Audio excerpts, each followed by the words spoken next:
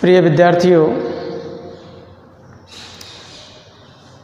आप सभी का ऑनलाइन क्लासेज में स्वागत है। तो आज हम रस के भेद पढ़ाएंगे। क्या? रस के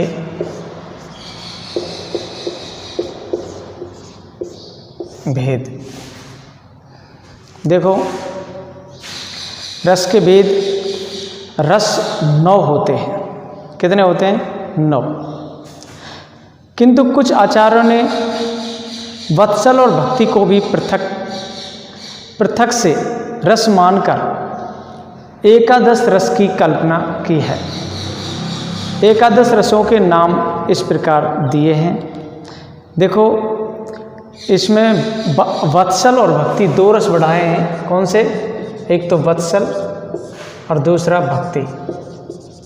नहीं, रस कितने होते हैं? रस 9 होते हैं। ए प्लस 2 करके तो क्या हो गए? 11 रस हो गए। कितने रस हो गए? 11 रस। ये 11 रस हो गए। तो देखो, इसमें 11 रस कौन कौन से हैं, मैं इसको बता देता हूँ।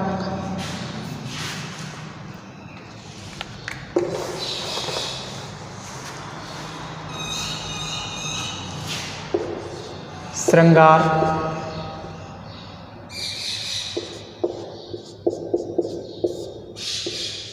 हास्य,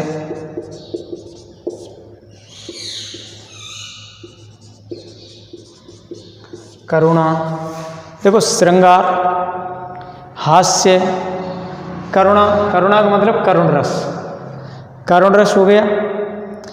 वीर रस, रौद्र रस, भयानक रस। देखो, वीर रस, रौद्र रस,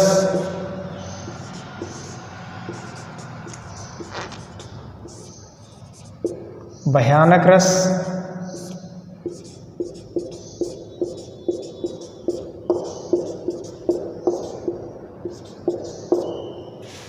श्रृंगार रस, हास्य रस, करुण रस, वीर रस, रौद्र रस, भयानक रस, विभत्स रस, अद्भुत रस। विभत्स रस,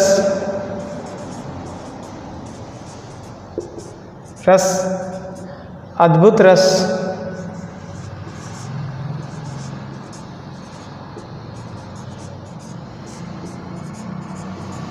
कौन से? विभत्स रस, अद्भुत रस और नंबर 9 शांत रस।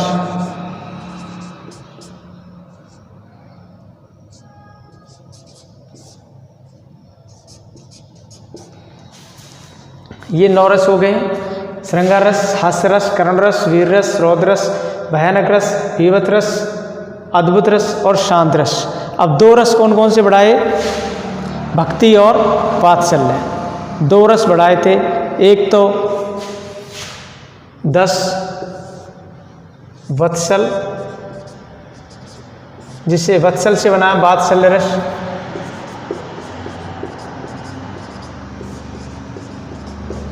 और 11 भक्ति रस।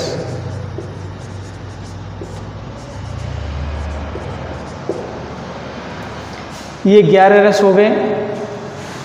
श्रृंगार रस, हास्य रस, करुण रस, वीर रस, रौद्र रस, भयानक रस, विभत्स रस, अद्भुत रस, शांत रस और वात्सल्य रस और भक्ति रस। कितने रस हो गए? ये 11 रस हो गए।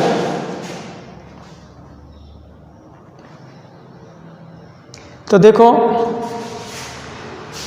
जब ये 11 रस हो गए तो इनका हम प्रत्येक का वर्णन करते हैं। सबसे पहले करते हैं हम श्रृंगार रस। ये तो आप सभी लोग बच्चों ने पढ़ा होगा। श्रृंगार रस तो समझो रसों का एक राजा है श्रृंगार रस। देखो, श्रृंगार रस का विषय क्या होता है? प्रेम। देखो बच्चों, श्रृंगार रस का विषय प्रेम होता है। पुरुष के प्रति स्त्री के हृदय में या स्त्री के प्रति पुरुष के हृदय में जो प्रेम जागृत होता है वह क्या कहलाता है? श्रृंगार रस। जैसे सीता और राम दो ले लेते हैं, सीता और राम का प्रेम या गोपियाँ और कृष्ण का प्रेम, ये श्रृंगार रस के अंतर्गत आता है। श्रृंगार दो प्रकार का होता है, एक तो होता है कौन सा, संयोग श्रृंगार,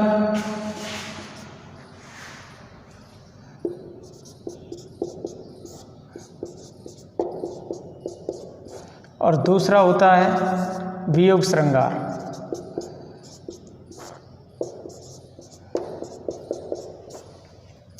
संयोग श्रृंगार और वियोग श्रृंगार, तो ये दो श्रृंगार हो गए, कौन कौन से, संयोग श्रृंगार और वियोग श्रृंगार। संयोग श्रृंगार क्या है, जब प्रेमी और प्रेम पात्र जुदा नहीं होते, अलग अलग नहीं होते हैं, तो संयोग श्रृंगार होता है। और जहाँ अलग अलग हो जाते हैं, अर्थात जिसे वियोग या विप्रलंब श्रृंगार कहते हैं, तो इसमें जब प्रेम पात्र एक दूसरे से जुड़ा हो, इसमें विरह व्याकुलता की व्यंजना होती है, मतलब विरह पैदा हो जाता है वियोग श्रृंगार के अंतर्गत, और प्रेम श्रृंगार के अंतर्गत विरह नहीं होता है। विरह कब होता है, जब दो व्यक्ति, दो प्रेमी जब मिल नहीं पाते हैं तो विरह उत्पन्न हो जाता है, दो आत्माएं नहीं मिलती हैं तो विरह उत्पन्न हो जाता है। हास्य रस,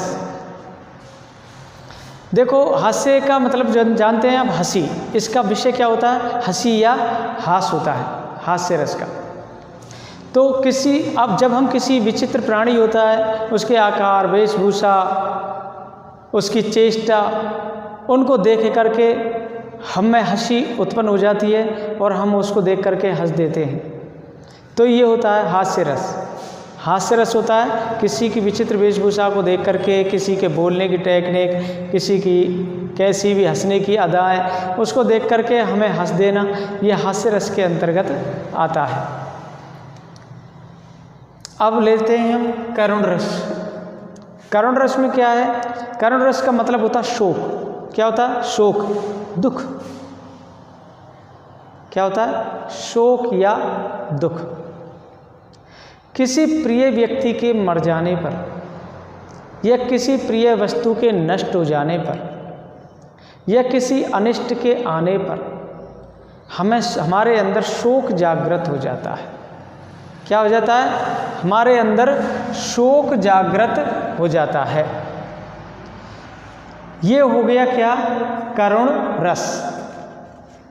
इसे क्या कहेंगे, करुण रस। जहाँ शोक हो जाता है वहाँ करुण रस होता है। तो अब ले लेते हैं हम वीर रस। वीर रस को तो आप जानते हैं, जहाँ वीरता उत्पन्न हो जाती है, जहाँ जोश उत्पन्न हो जाता है, जहाँ उत्साह उत्पन्न हो जाता है, उसे क्या कहते हैं, वीर रस कहते हैं। वीर रस का विषय उत्साह या जोश से होता है। लड़ाई को देखकर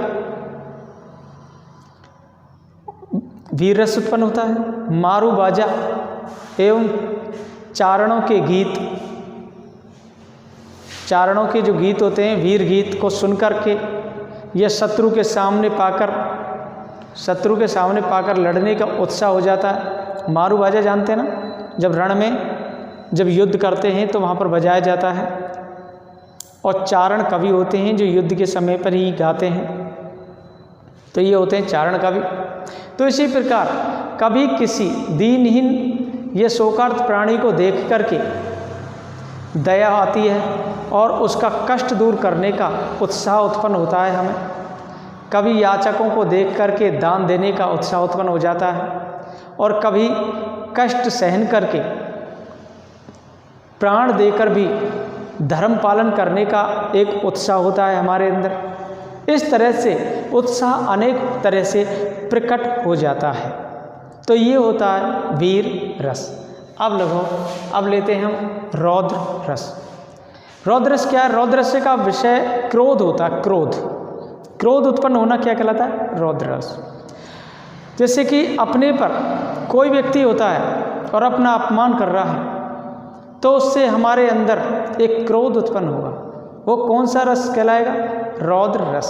अपने अपकार वाले या शत्रु आदि को देख करके या सामने देख करके हमें क्रोध उत्पन्न हो जाता है। इसलिए ये जो क्रोध जागृत होगा हमारे अंदर, वो रौद्र रस के अंतर्गत आएगा।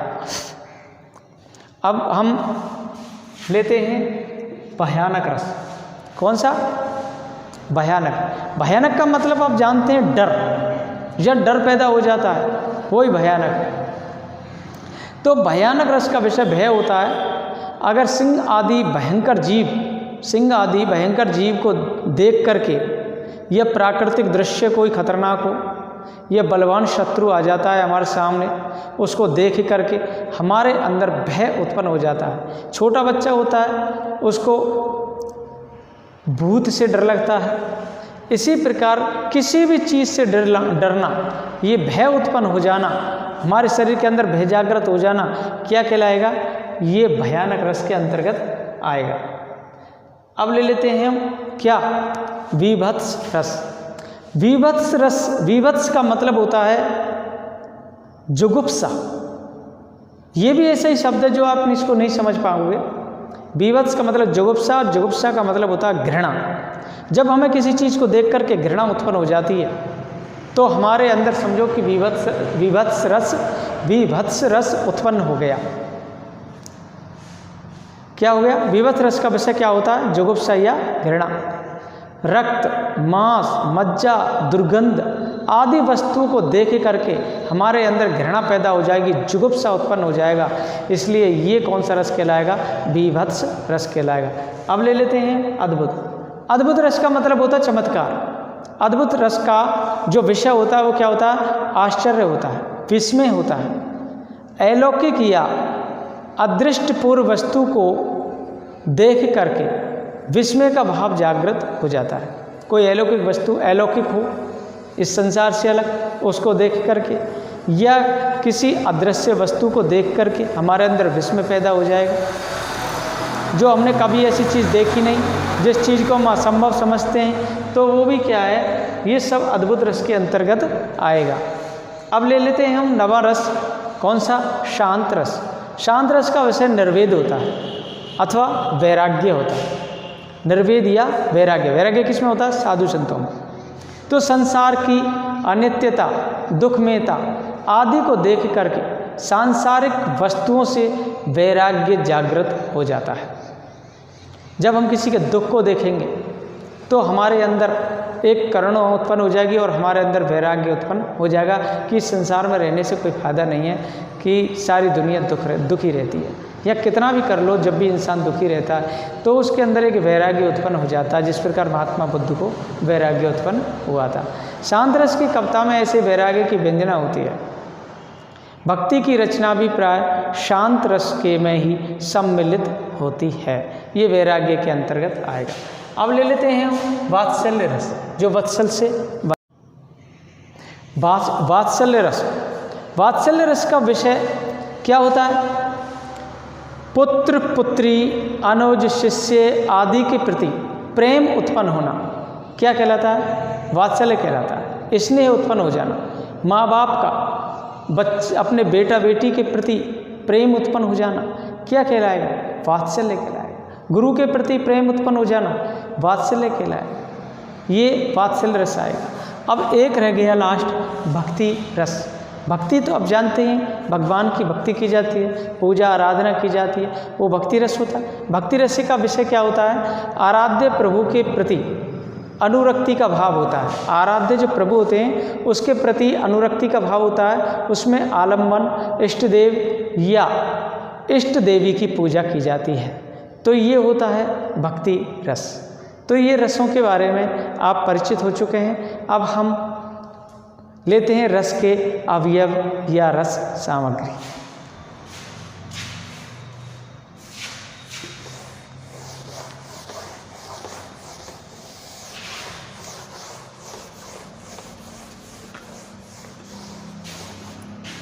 अब लेते हैं रस के अवयव।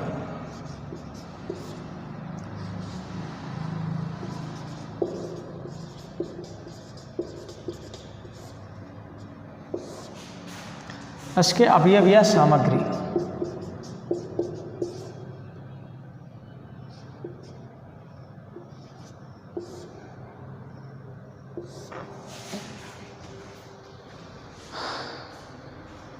रस के अवयव या सामग्री।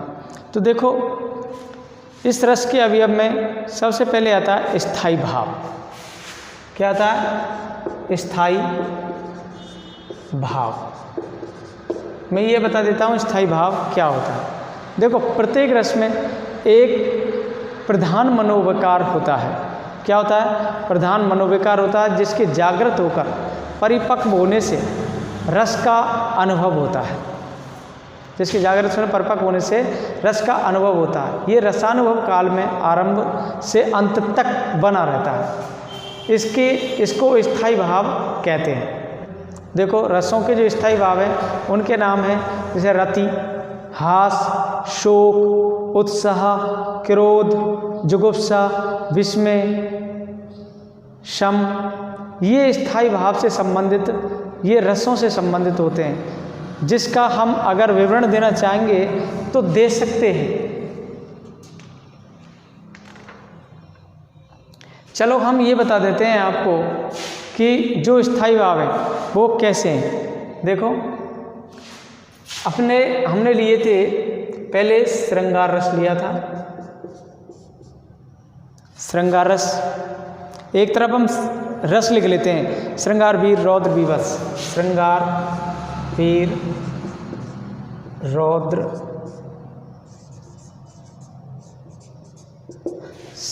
श्रृंगार, वीर, रौद्र, बीभत्स, अद्भुत, शांत, हास्य। जैसे अद्भुत,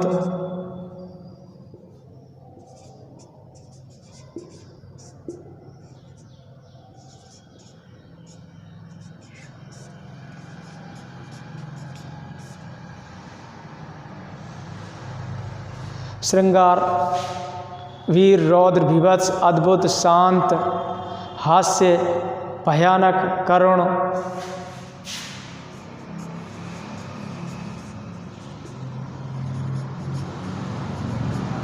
ये क्या है? ये रस है।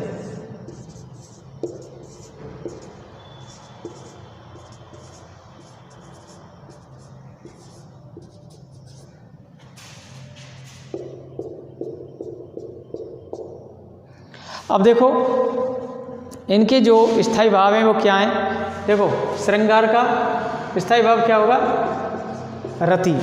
क्या हुआ श्रृंगार का स्थायी भाव? रति। वीर का क्या होगा? उत्साह, अंदर उत्साह पैदा हो जाता है। और रौद्र आप जानते ही हैं, क्रोध। क्या होता है? क्रोध।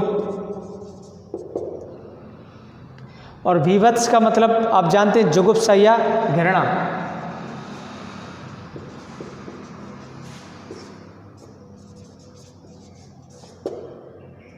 अद्भुत का मतलब होता है आश्चर्य या विस्मय। शांत का होता है निर्वेद या शम। अब जैसे हास्य का हास होता है, भयानक का भय होता है। हास का क्या होता है? हास। भयानक का भय और करुणा का शोक। करुणा का शोक होता है। तो देखो, ये रस हैं, श्रृंगार, वीर, रौद्र, बीभत्स, अद्भुत, शांत, हास, भयानक, करुण। इनके ये स्थायी भाव हैं। श्रृंगार का रति, वीर का उत्साह, रौद्र का क्रोध, बीभत्स का जुगुप्सा या घृणा, अद्भुत का आश्चर्य विस्मय, शांत का निर्वेद या शम, हास्य का हास, भयानक का भय, करुण का शोक। ये इनके स्थायी भाव हैं। इसके अतिरिक्त दो रसों की ओर चर्चा की गई है, वात्सल्य और भक्ति। तो वात्सल्य भाव होता है वो संतान विषयक रति होती है, और भक्ति होती है वो भगवत विषयक रति होती है। तो देखो, स्थायी भावों की संख्या कितनी मानी गई है? 9। जितने रस हैं उतने स्थायी भावों की संख्या 9 मानी गई है। अतः क्या है कि ये जो नवरस है, इनको क्या कहते हैं? नवरस कहते हैं। रति के 3 भेद माने जा सकते थे। एक तो दाम्पत्य रति होती है, एक वात्सल्य रति होती है। दाम्पत्य रति, वात्सल्य रति, ये 2 तो निश्चित है ही हैं, और एक और होता है भक्ति संबंधी रति। ये 3 भेद हो गए। कौन से? दाम्पत्य रति, वात्सल्य रति और भक्ति संबंधी रति। इन तीनों से क्रमशः श्रृंगार, वात्सल्य एवं भक्ति रस की निष्पत्ति होती है। तो श्रृंगार रस को ही रसराज माना गया है। क्या माना गया? रसराज माना गया है। अब देखो, अब हम ले लेते हैं, ये तो हो गया स्थायी भाव।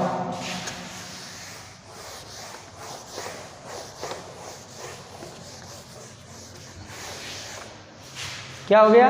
स्थायी भाव। अब क्या लेंगे हम? अब विभाव ले लेते हैं।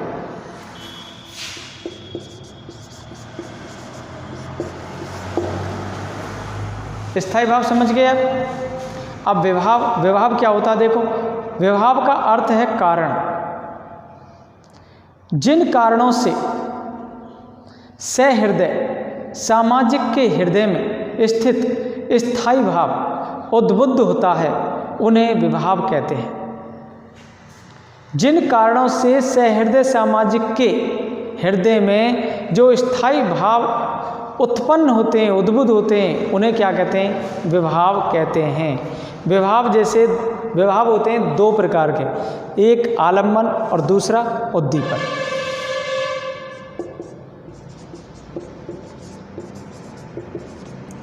आलम्बन, दूसरा उद्दीपन। ये क्या है? आलम्बन और उद्दीपन।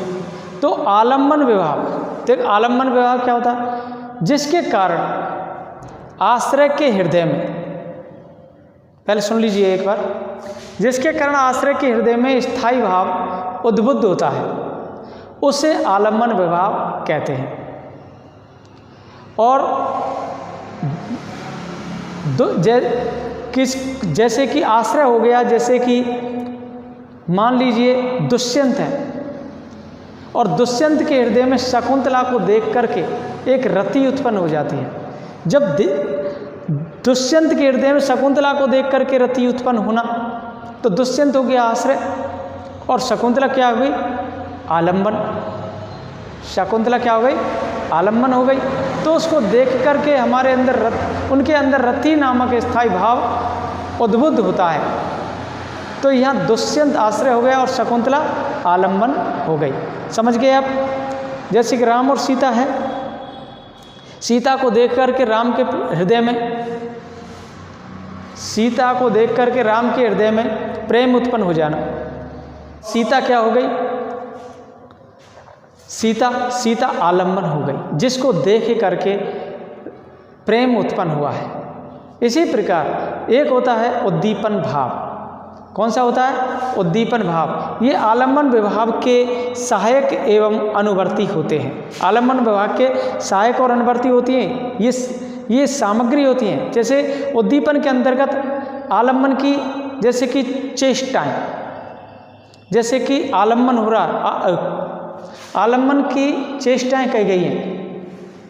एवं बाह्य वातावरण, ये दो तत्व आते हैं, या तो आलम्बन की चेष्टाएं या बाह्य वातावरण, ये दो तत्व आते हैं जो स्थायी भाव को और भी अधिक उद्दीप्त कर देते हैं, उत्तेजित कर देते हैं। जैसे मान लीजिए शकुंतला है, शकुंतला की चेष्टाएं दुष्यंत के हृदय में, शकुंतला की जो चेष्टाएं दुष्यंत के रति भाव को और भी उद्दीप्त कर देती है। शकुंतला की जो चेष्टा है, अदा है, उसकी सुंदरता है, उसको देख करके दुष्यंत के हृदय में और भी ज़्यादा रति भाव उत्पन्न हो जाएगा। अब जैसे कि मान लीजिए शकुंतला की चेष्टा तो है ही है, इसके अतिरिक्त जैसे कि मान लीजिए कोई उपवन हो, बाग हो, बगीचा हो, चांदनी रात, वहाँ पर नदी हो, नदी का एकांत किनारा हो, और उस भाव को देख करके उनका जो हृदय है वो उद्दीप्त हो जाएगा, उनका मन उद्दीप्त हो जाएगा। ये दोनों ही उद्दीपन कहलाएंगे। क्या कहलाएंगे? उद्दीपन। ये दोनों ही उद्दीपन हैं। जब उनकी चेष्टाओं को देख करके या फिर वहाँ के वातावरण को, दृश्य अच्छा हो, तो वे उद्दीपन कहलाएंगे, क्योंकि उनके कारण ही हमारे हृदय में एक रति जागृत हुई है, हमारा हृदय उद्दीप्त हुआ है। ये उद्दीपन कहलाएगा। अब देखो, ये तो हो गए इसके विभाव। विभाव के आलम्बन विभाव, उद्दीपन विभाव दोनों हो गए। अब लेते हैं हम एक तीसरा अनुभाव।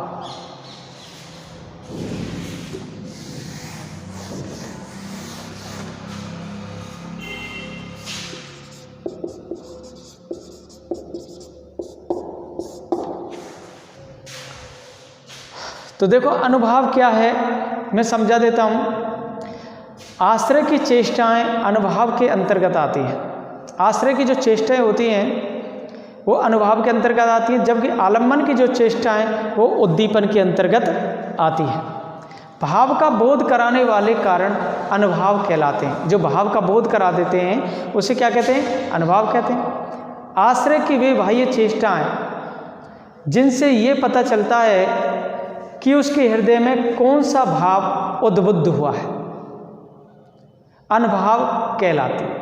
अर्थात शारीरिक चेष्टाओं को अनुभाव कहते हैं। जैसे मुख का खिलना, मुस्कुराना, रोना, ये क्या है?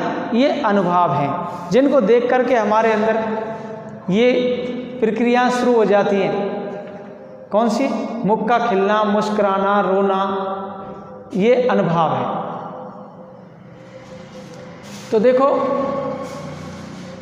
जैसे और नींद श्वास लेना, भुजा फड़कना, आंखें लाल होना, होठ चबाना, कांपना, रोमांच होना, नाक भौं सिकोड़ना, स्तंभित हो जाना, एकटक देखना, पसीना आना, आवाज़ का कांपना, मुख पीला पड़ जाना, जम्हाई लेना और शरीर की शुद्धि ना रहना बिल्कुल, ये क्या है? ये अनुभाव के अंतर्गत आते हैं। किसके अंतर्गत आते हैं? अनुभाव के अंतर्गत आते हैं।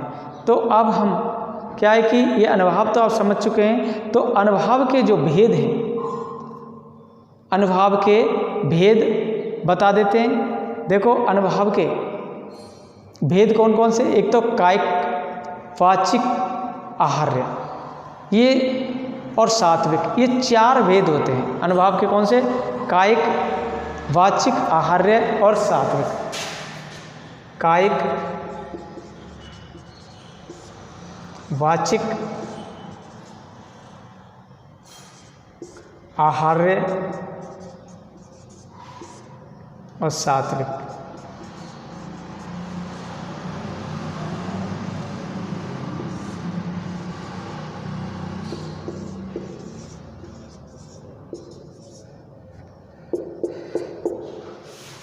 ये अनुभाव के भेद हो गए, कायिक, वाचिक, आहार्य और सात्विक। कायिक का मतलब है काया से, अपने शरीर से संबंधित है कायिक, और वाचिक का मतलब है अपने बोलने से, वाणी से, और आहार्य का मतलब है वेशभूषा से। सात्विक का अपना सत्व मतलब शरीर के अंदर जो भी क्रियाएं वो है। तो देखो मैं बता देता हूँ। कायिक, कायिक का मतलब, कायिक को हम आंगिक भी कह सकते हैं। क्या कह सकते हैं? आंगिक। शरीर की चेष्टाओं से प्रकट होते हैं ये कायिक भाव है जो, और इन क्रियाओं पर नियंत्रण संभव हो पाता है, नियंत्रण संभव हो जाता है इन क्रिया पर, कायिक पर। कैसे? जैसे क्रोध, जब क्रोध आता है, क्रोध स्थायी भाव को जागृत होने पर हाथ पैर चलाने की जो क्रिया होती है, हाथ पर चलाने की क्रिया पर चाहने पर भी नियंत्रण संभव हो पाता है। जब क्रोध उत्पन्न हो जाता है किसी व्यक्ति को, तो हम हाथ पैर चलाएंगे तो उस पर हम नियंत्रण कर सकते हैं। ये क्या होगा? ये कायिक है। शरीर के अंदर जो भी हलचल पैदा हो रही है, क्रोध आ रहा है, प्यार आ रहा है, घृणा आ रही है, ये जो शरीर के अंदर हो रही है, इनसे जो हलचल पैदा हो रही है हमारे अंदर, वो क्या है? वो कायिक भाव के अंतर्गत आएगा।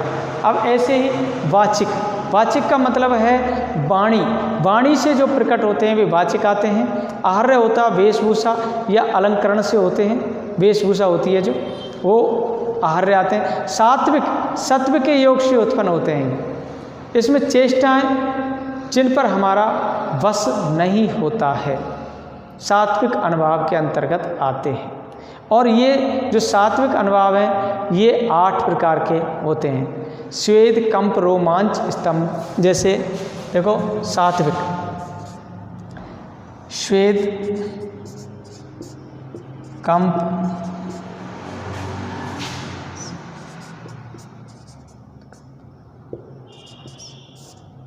स्तंभ।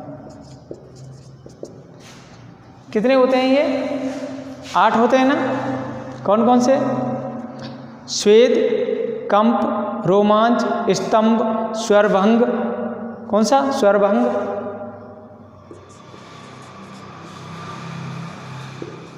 अश्रु,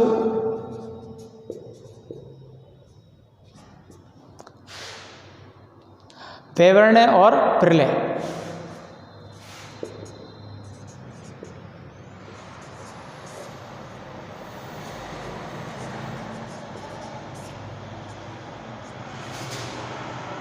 प्रलय ये होते हैं। ये क्या है कि 7 भाव हैं। अब देखो स्वेद है, स्वेद का मतलब होता है पसीना, पसीना आ जाता है स्वेद। कंप का मतलब होता है कांपना। रोमांस का मतलब है रोम रोम खड़े हो जाना। स्तंभ का मतलब है अंगों का जड़ हो जाना, एकदम बिल्कुल स्थिर। स्वरभंग होता है, स्वरभंग का मतलब है आवाज ना निकलना। स्वरभंग का मतलब क्या होता है? आवाज ना निकलना। और अश्रु, आंसू बहना, ये होता है। वैवर्ण्य होता है रंग उड़ जाना, किसी भी भयानक वस्तु को देख करके हमारे रंग उड़ गए। और प्रलय का मतलब है अचेत हो जाना। तो ये थे अपने क्या है कि सात्विक भाव। ये सभी क्रियाएं स्वतः हो जाती हैं, इन पर नियंत्रण संभव नहीं हो पाता है। तो ये जो बताए तो इन पर कोई भी नियंत्रण नहीं कर सकता है। तो ये सात्विक भाव होते हैं। तो बच्चों यहाँ तक मैंने पढ़ाया, आपकी समझ में आ गया होगा। धन्यवाद।